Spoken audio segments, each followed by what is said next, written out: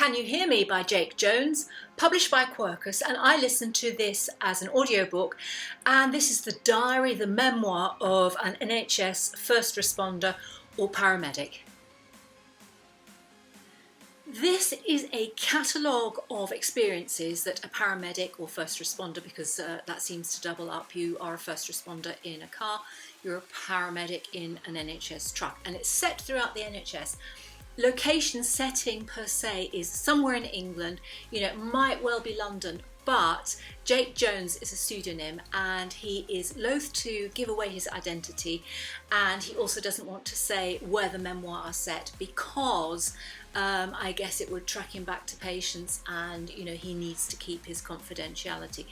Because this memoir feels really raw, it certainly is a peek, a voyeuristic peek into what goes on when a 999 call goes out and the ambulance arrives.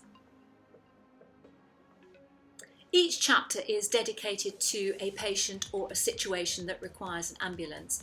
And of course, the first task is for the ambulance crew to actually get themselves to where the problem is. So this could be a park, it could be a flat, then you've got to find the right floor in which the flat is, a house, the middle of a highway. You only have a small sense of what it is you're going to. And that in itself must be incredibly stressful because you just have a brief overview of the situation. So first you've got to get yourself there, and then you've got to kind of unpeel what is happening. And I think he does that very nicely, from his medical point of view. And you look at it as he goes into each situation and you're there with him. He describes the variety of call-outs, and to be honest, there are quite a few call-outs that really do not require an ambulance. There's one woman he describes who needs help understanding her dosage of paracetamol. There are quite a few issues with mental health, and he describes how he has to contain what's going on and try and manage the situation and find an appropriate referral, which is very difficult these days. And then of course there are the physical incidents, and those are the things I imagine that he feels he has really been trained for, and where perhaps he can make a difference.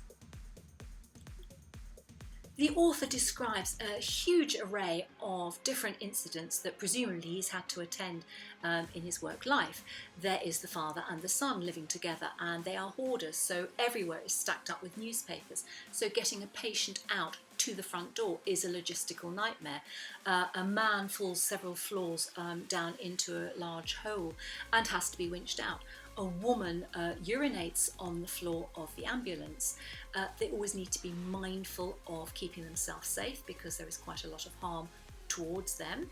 There is also self-harm of people that they need to manage. So, every situation is very, very different. And what you can hear in this narrative is a real sense of drive. I mean, some of it is quite scary. You wonder why they do it. But I think huge respect and, hugely grateful that there are people out there doing this job. So if you want a peek behind the scenes, this is the book to pick up.